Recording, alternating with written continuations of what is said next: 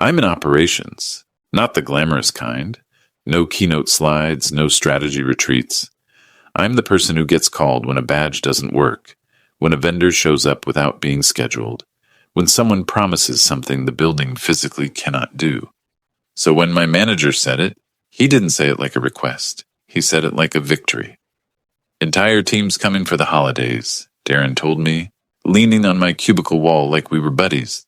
We're doing it here this year, on site, momentum, culture, all that. It was the second week of December in Chicago. The office was half empty. People were burning PTO. Vendors were on skeleton crews. Security was running minimum staffing. I was in change freeze until January because of end-of-year audits. Entire team, I repeated, because words mean things in my world. Darren nodded, smiling. Yep, whole crew. They're flying in. Some are bringing spouses for a couple days. We'll need a big room, whiteboards, extra monitors, catering, easy stuff. Easy. That was the word that told me exactly who I was dealing with. I swiveled my chair, opened my notebook, and kept my voice even. How many? He waved a hand. Like 14, maybe 16. Depends who can get flights. 16 people meant 16 visitor profiles, 16 badge requests, 16 identity verifications, 16 NDAs if they'd touch client data, and a security sponsor who would be accountable if someone wandered into the wrong area. It also meant conference rooms were booked solid through the year-end close. And spouses for a couple days meant people with no business reason to be in a controlled office environment. I didn't lecture him. I didn't roll my eyes. I just asked the one question I always ask when someone shows up with a last-minute miracle. Did you already get approvals? I said. Or did you promise them the office before you checked? Darren's smile held, but his eyes tightened. Come on, Mike. It's my team. It's the holidays. We're not launching a rocket. He said it like I was being dramatic, like I was the guy who ruins the fun. But operations doesn't ruin fun. Operations keeps your fun from turning into an incident report. Okay, I said. Then we do it the right way. I'll need a ticket for facilities for the room setup, a ticket for IT for loaner equipment, and security needs a sponsor list with full legal names. Also, no spouses in restricted areas. Darren's expression flickered. Restricted areas? Anywhere with client material, I said. Anywhere with servers. Anywhere with employee records. Basically, most of the office. He laughed a little too loud, like he wanted the laugh to do the work. You're killing me, I kept typing. And building access is business hours unless security approves otherwise. After hours requires a named executive sponsor. He leaned closer. Mike, I'm the director. I'm the sponsor. I stopped typing and looked up at him. You're not. Not for security. They need a VP or above for exceptions. That's policy. He straightened, and for a second the friendly mask slipped. Policy, he repeated like it tasted bad. This is why people hate ops. That line used to land on me. Earlier in my career, it would have made me apologize. It would have made me bend.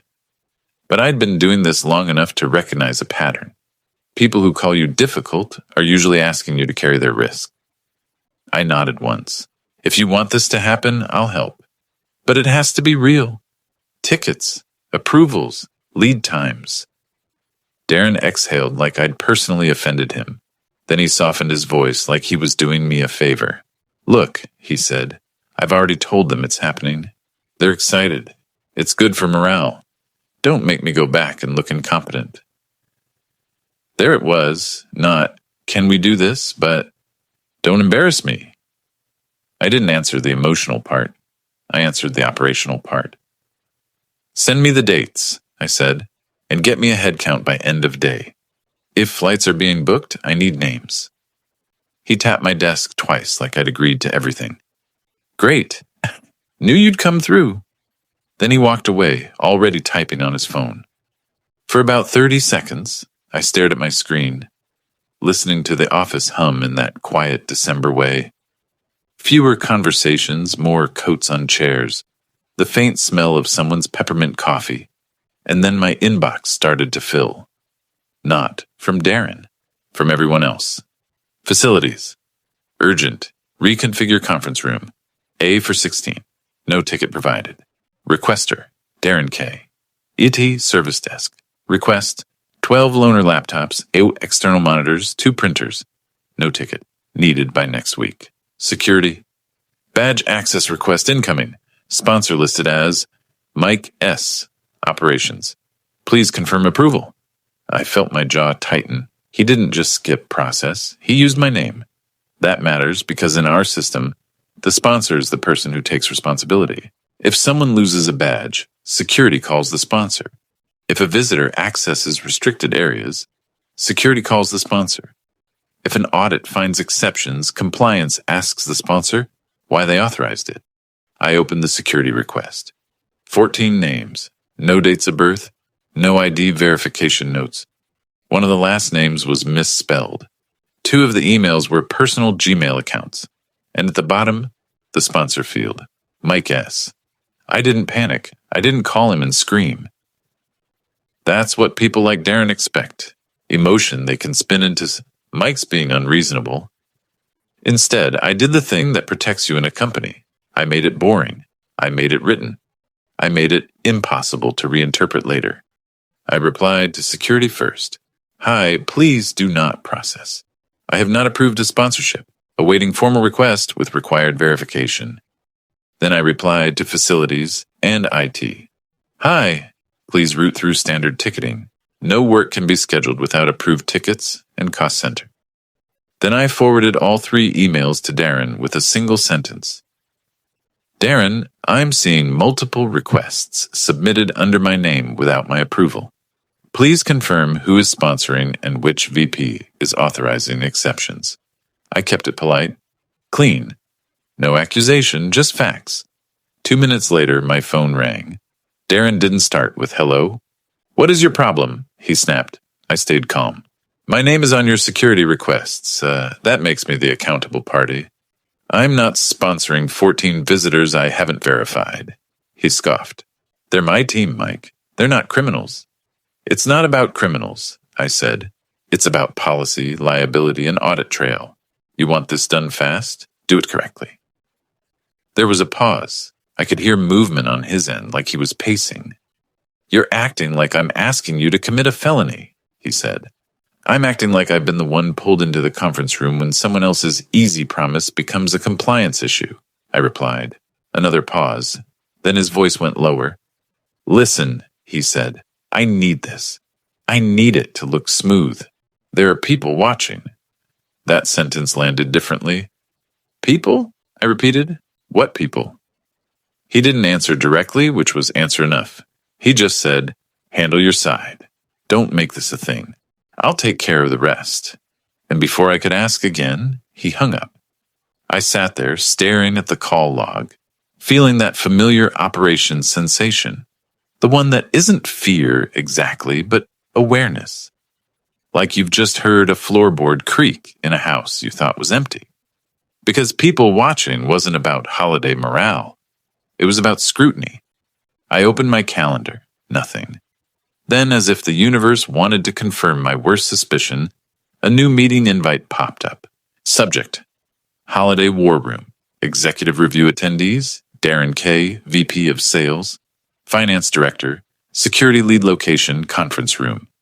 A notes: all logistics through ops. And in the invite description, right under Darren's name, was a single line. Host, Mike S. My phone buzzed again, this time a message from security. Badge request resubmitted. Sponsor still listed as you. Do you approve?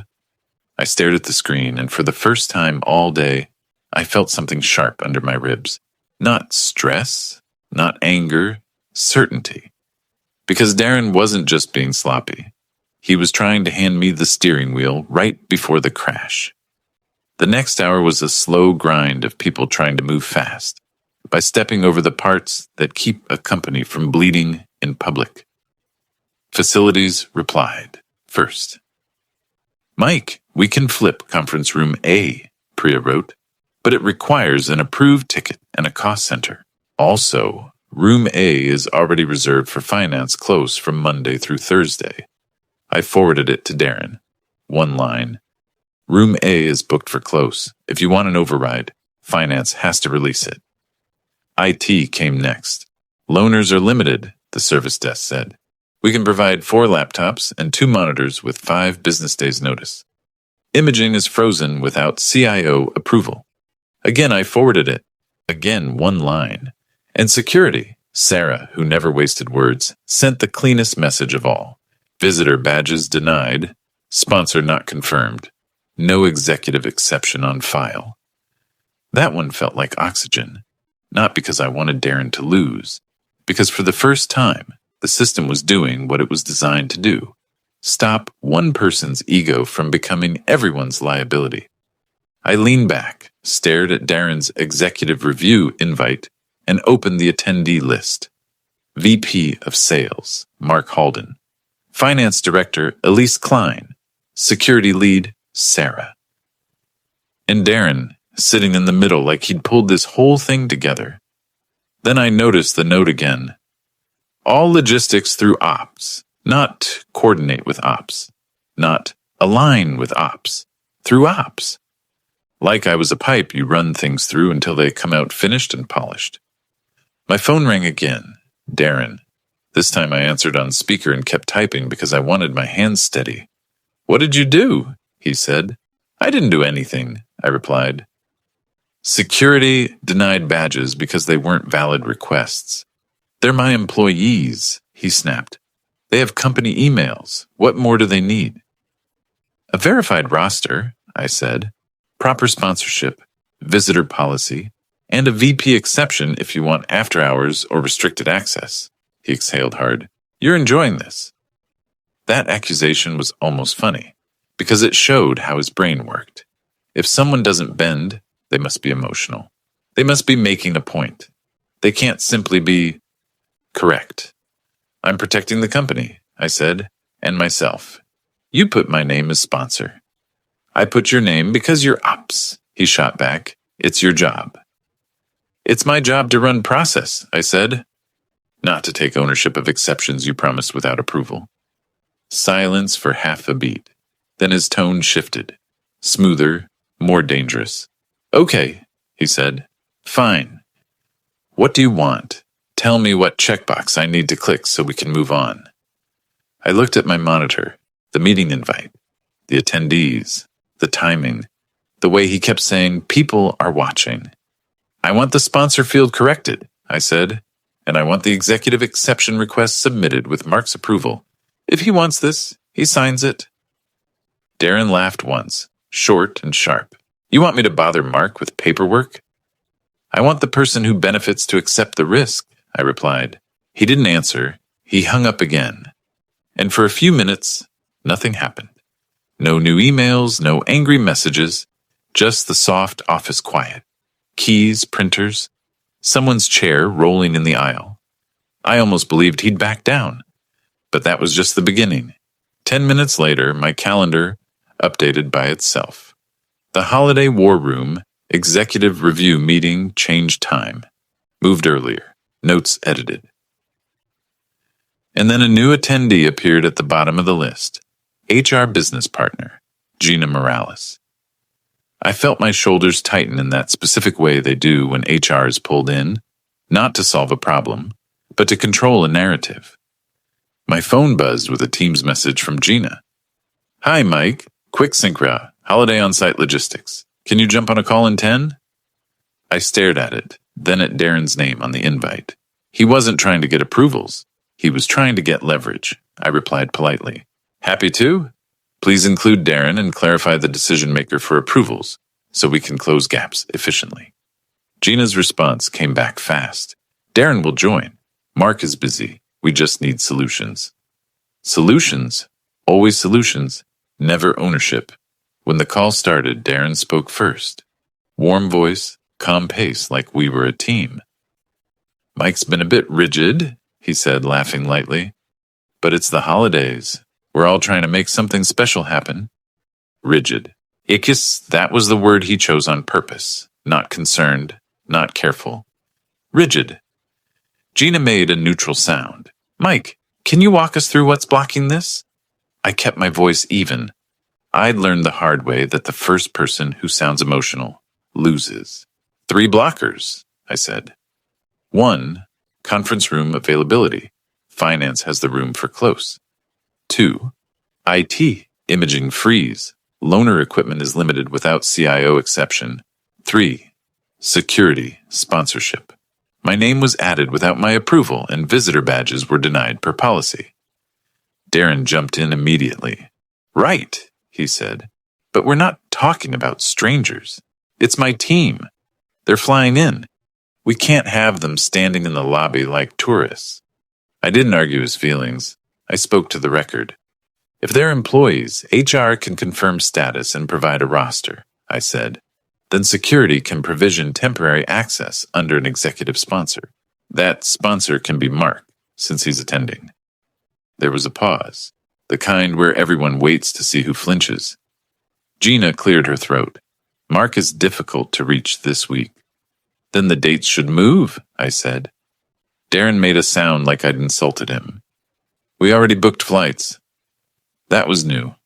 The first time he said it like a fact, not a threat. I wrote it down because it mattered. Who approved the spend? I asked. Silence. Then Darren said, That's not your concern. It was, actually. Because if he'd booked travel before approvals, he wasn't just sloppy. He was creating sunk costs to force exceptions. That's a real tactic. It works on people who hate conflict. It works on leaders who would rather sign something risky than be the reason a plan fails. Gina spoke again, careful. Mike, can security make an exception for this 1 week? Sarah wasn't on the call, but her policy was. And policies don't bend to this 1 week unless someone with authority signs their name. They can, I said, with executive approval and proper verification. Without that, the answer stays no. Darren's voice hardened. So your position is, let my team's holiday trip collapse. My pulse didn't spike. My patience did. My position is, I'm not being assigned liability for decisions I didn't make, I said. If leadership wants the exception, leadership signs the exception. Then ops executes. Another pause. Then Gina said something that sounded harmless, like she was helping. Mike, are you out next week? Yes, I said. Approved PTO. It's been on the calendar for months. Darren didn't miss a beat. Right, he said, and that's part of the issue. We need you here. I felt the shift in my stomach, cold and clear. They weren't trying to solve logistics. They were trying to remove my escape hatch. And right as that thought landed, my email chimed with a new notification from HR. Subject, PTO review needed, Mike S. When I opened it, I saw the line that made my hands go still on the keyboard.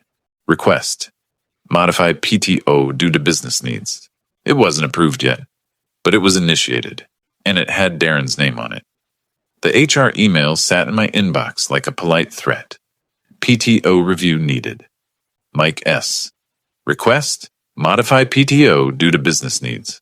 It wasn't a cancellation, not yet, but it was the first time in 5 years anyone had tried to touch my approved time off. I clicked into the workflow and saw Darren listed as the initiator, with Gina as the reviewer. There was a comment field already filled in. On-site executive visit requires primary ops contact to be present. Executive visit. That was what he'd turned it into. I didn't know it yet, but that PTO email was the first move in a much bigger play. I stood up and walked to the break area, not because I needed coffee, but because I needed to keep my face neutral.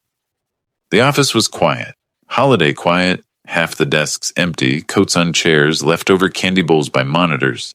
The kind of quiet that makes political moves feel louder. When I came back, I didn't write Darren. I didn't argue with HR in chat. I did the only thing that keeps you safe in a corporate environment.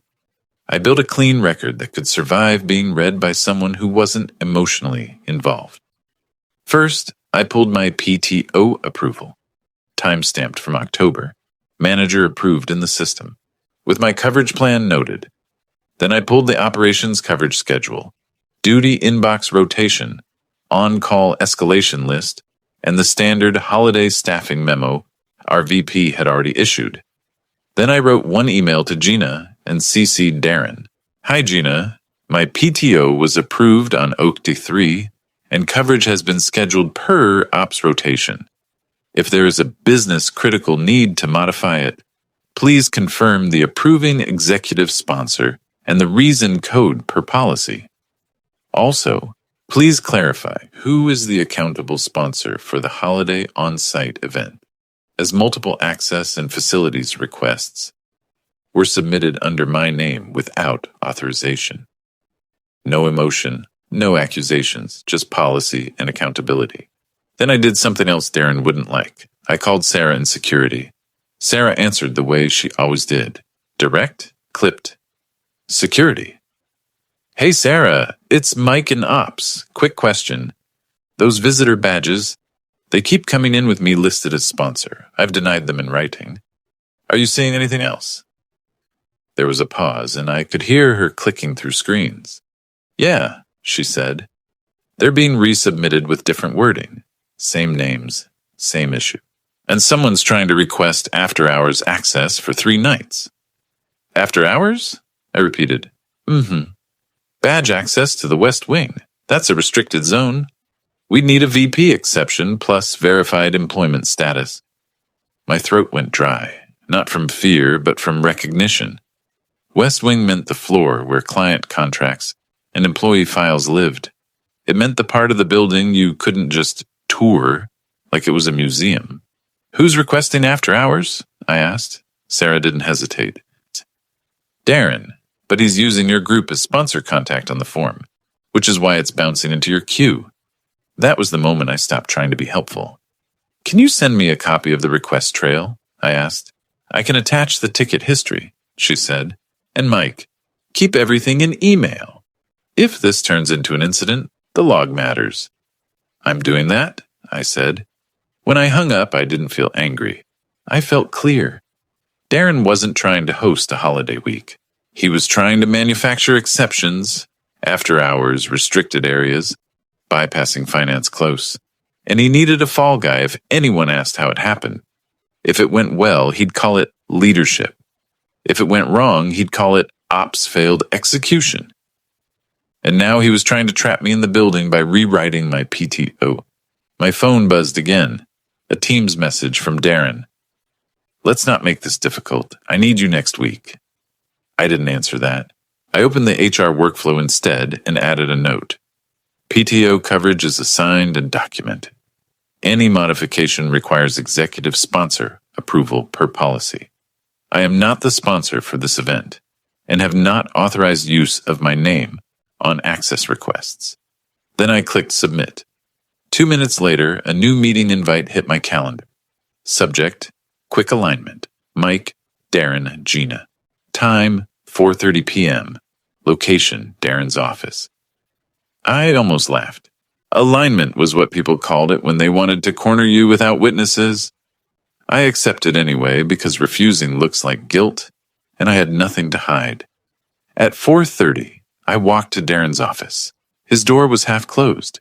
Gina was already inside, perched on the chair like she'd done this 1,000 times. Darren sat behind his desk, hands folded, face calm. Mike, Gina said brightly, like we were meeting about a potluck. We just want to find a workable path. Darren didn't smile. You're leaving us in a bind. I'm not leaving anyone, I said. My PTO is approved and uncovered, and I'm not sponsoring an event that was promised without approvals. He leaned back. You're acting like this is some kind of conspiracy. I didn't take the bait. I put a printed page on his desk, Sarah's ticket trail. This is after-hours restricted access being requested, I said. Under my org's sponsor contact. I didn't authorize it. Gina looked down at the page, then back up. Her expression changed just slightly. Less friendly, more careful. Darren waved a hand. It's just access. They're my team. We need to work late. Then you get the correct sponsor, I said. Mark, or whoever is willing to sign the exception. Darren's eyes narrowed. Mark doesn't need to be bothered with this. That's the point, I said. If Mark doesn't want his name on it, it shouldn't happen. Gina spoke softly like she was defusing a bomb. Mike, can you compromise? Maybe you adjust PTO by 2 days just to make sure it goes smoothly? I looked at her. 2 days turns into the full week, and once I'm here, I'm the one holding the bag for every exception. Darren's voice hardened. So you're refusing a business need. I felt my pulse rise, but my voice stayed flat. I'm refusing to be assigned liability without authority. If you want me to be the primary contact, write that down formally and assign me decision rights. Otherwise, ops rotation handles it. He stared at me for a long second, then smiled. Thin, practiced. Fine, he said. We'll see what leadership thinks. That was the kind of sentence people use when they think fear will do the work. I stood up. I'm comfortable with leadership seeing the ticket history and the policy requirements. Gina's eyes flicked to Darren, then back to me. Mike, she said, just keep this collaborative. I am, I said. Collaboration is shared risk. This is being dumped. I left his office and walked straight back to my desk. Then I did something I'd never done before. I prepared for the week as if I wouldn't be there, no matter what pressure came down. I updated the ops duty inbox runbook with the event details. I added the correct escalation paths, security, facilities, IT, finance. I attached the policy links and the ticket trail. I scheduled an automatic out of office with one sentence that mattered. I'm out on approved PTO. For urgent building match logistics issues, contact operations duty at inbox and follow standard process. I set it to turn on Wednesday morning, and as I hit save, my phone buzzed one more time, an email notification, not from Darren, from Finance Director Elise Klein. Subject, conference room. A, release request. Body. Who is asking finance to give up close week? I stared at the screen, and for the first time I could see the whole chain forming. Rooms, access, money, approvals, tightening like a noose around whoever's name ended up on the paperwork. I replied with a single line. It wasn't approved by ops. Please route any override requests to the executive sponsor. Then I leaned back and watched my calendar, because I knew what Darren would do next. And I also knew what I was going to do about it. Wednesday morning, my out of office turned on at 6 a.m., like a timer I couldn't undo even if I wanted to. I'm out on approved PTO for urgent building logistics issues, contact operations duty. I watched it appear under my name and felt something I hadn't felt in a long time at this job. Relief. At 7:12 a.m., my phone started vibrating across the kitchen counter. Security. Facilities. IT on call. Unknown number. Darren. Twice. I let it ring. Not because I was trying to teach a lesson, because the entire reason I wrote everything down was so the company could function without whoever happened to be easiest to pressure. Then my phone went quiet. And then silence. The kind that means something's gone wrong. At 8:03 a.m., an email hit my personal inbox from our operations duty address. Subject, lobby escalation, holiday team arrival, body. Short and clipped. Darren's visitors arrived early. No badges, no sponsor, security holding, Darren demanding exception. Please advise. I didn't have to advise. I'd already done it. But I wasn't going to let the narrative become Mike ignored a crisis. So I replied with one sentence, the same sentence I'd been repeating all week. Follow the runbook attached to the ticket. No exceptions without verified roster and executive sponsor approval. 5 minutes later, another message came in. Darren is asking for West Wing access after hours. Says it's approved by leadership. No record. The West Wing again. I stared at that line until it stopped being just annoying and started being dangerous. Because after hours plus restricted zone plus no record is exactly how an internal incident becomes a compliance investigation. I forwarded the email thread without commentary, to Sarah in security and Elise in finance. 2 people who didn't play games. Then I put my phone face down and went back to trying to be a normal person on a day off. That lasted 12 minutes. At 8:27 a.m., Darren called again. I didn't answer. At 8:28 a.m., I got a text. Pick up. You're responsible for this. At 8:31 a.m., I got an email from Gina. Mike, business need requires you to support on site. Please confirm availability. I read it twice. The wording was careful. Business need. Not emergency, not incident. A soft attempt to rewrite reality. I replied from my phone, polite, brief. My PTO remains approved and covered. OPS duty is staffed and has the runbook. For policy exceptions, please obtain executive sponsor approval. No emotion, no debate. At 9:06 a.m., the system started telling the truth on its own. A security alert, repeated unauthorized access attempts, West Wing Door 3. A facilities alert, conference room occupancy conflict. A finance alert, expense allocation rejected, invalid cost center. Those weren't ops issues. Those were decision issues. Then the call came from a number I recognized immediately. Mark Halden's assistant. Hi, Mike. Mr. Halden is in the lobby. There seems to be a situation. I closed my eyes for a second. Darren had finally dragged the VP into it the way he'd avoided all week by forcing him to see it in person. I'm out on approved PTO, I said, keeping my voice steady. Ops duty has the runbook. If Mark needs an exception, security can present the forms. Otherwise, they can't be admitted. There was a pause, then a quieter voice. Mark himself, low and tight. Mike, he said, why are 16 people in my lobby with luggage? Because Darren told them they could work here, I said. But he didn't complete sponsorship, verification, or room approvals. Mark didn't raise his voice. He didn't need to. The tone he used was worse than yelling. Did you block this?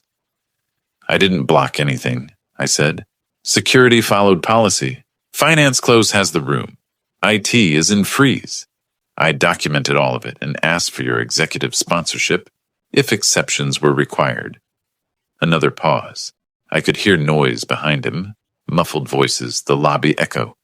Then Mark said, send me the documentation. Already sent to ops duty, I said.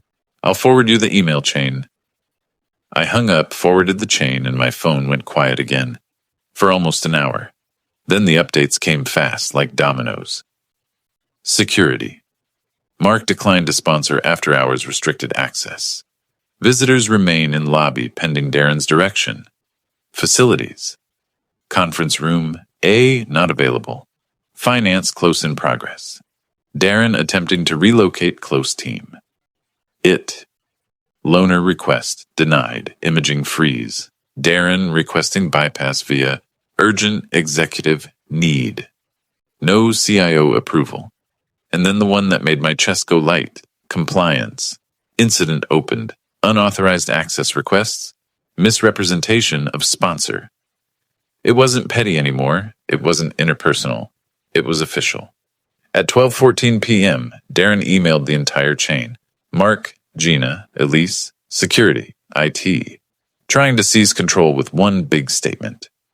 Due to ops unavailability and inflexibility, we are unable to accommodate visiting team.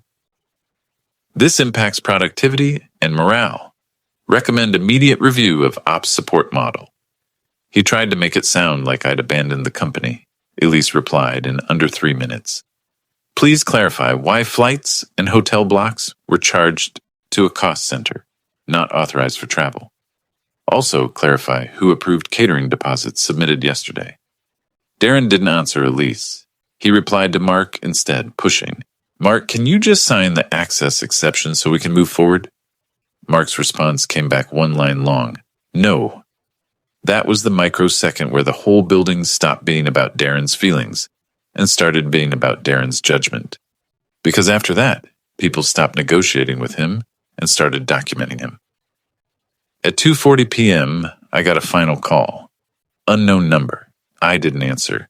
A voicemail followed, shaky and angry. Mike, you think you're smart? You think this makes you look good? You just embarrassed leadership. I listened to it once, saved it, and didn't reply. Because I wasn't trying to look good. I was trying to stay clean. At 4:55 p.m., a calendar invite appeared on my phone.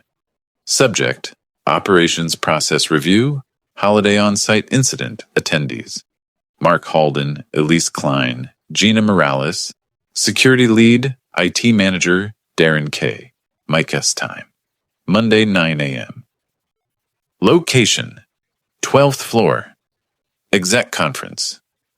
My PTO ended Sunday night, which meant I would walk into that room on Monday with every log, every ticket, and every policy link already attached, while Darren walked in with nothing but the story he'd been telling himself. And I knew, in that moment, exactly how it would go, because Darren's plan only worked as long as people believed the chaos was accidental. Now the chaos had timestamps.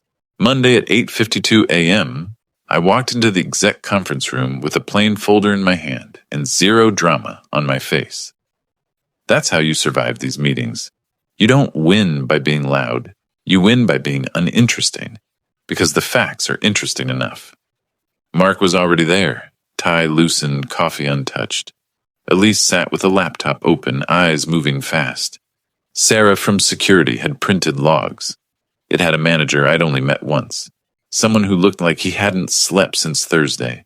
Darren came in last. He tried to enter like nothing happened. Shoulders back, friendly half smile. The posture of a guy who believes charisma can replace signatures. Morning, he said and looked straight at Mark. I think this got blown out of proportion. Mark didn't respond. Gina cleared her throat. Okay, we're here to review what happened with the holiday on-site visit and ensure process alignment going forward. Process alignment? Corporate 4, someone's about to be held accountable and we want it to sound polite. Mark looked at me. Mike, start? I didn't tell a story. I gave a timeline. December 11th, I said, sliding one page forward. Darren informed operations that 16 people would be on site during close week. No tickets, no approvals. I kept going, point by point. Conference room conflict. Finance close had Room A reserved in the system. Elise confirmed finance could not release it without exec direction. IT loaner request submitted during freeze. Service desk denied without CIO exception. Security badge requests were submitted, listing me as sponsor without my authorization. Sarah denied them per policy. Then I placed the next page on the table, Sarah's ticket history. This is the resubmission trail. Same names, same issue. Additional request for after-hours West Wing access. Darren finally spoke, laughing lightly. It was my team. They've worked here before. We've done off-sites like this. Ops is acting like they're strangers off the street. Sarah didn't look at him. She looked at Mark. West Wing contains controlled areas, she said. Access requires verified employment status and executive sponsorship.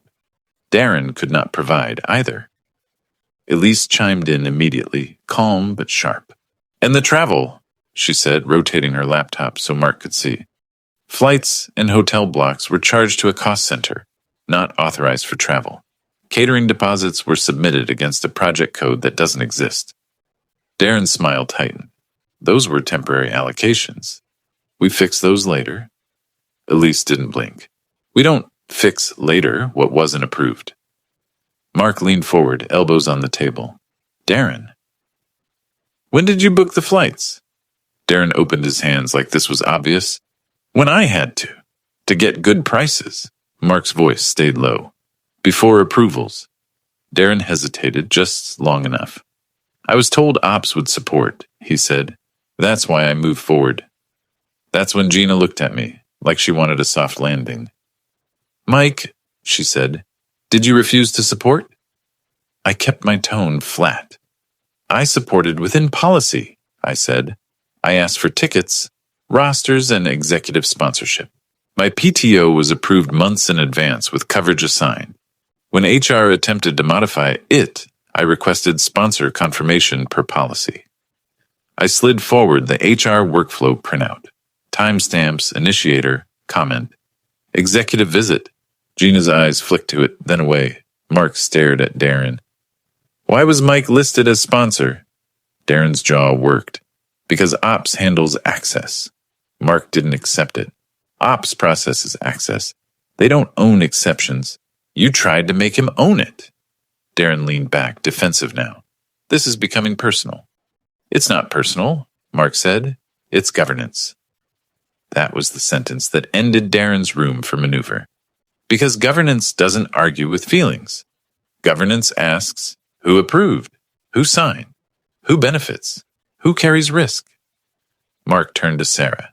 Did Darren ever obtain an executive sponsor? No, Sarah said.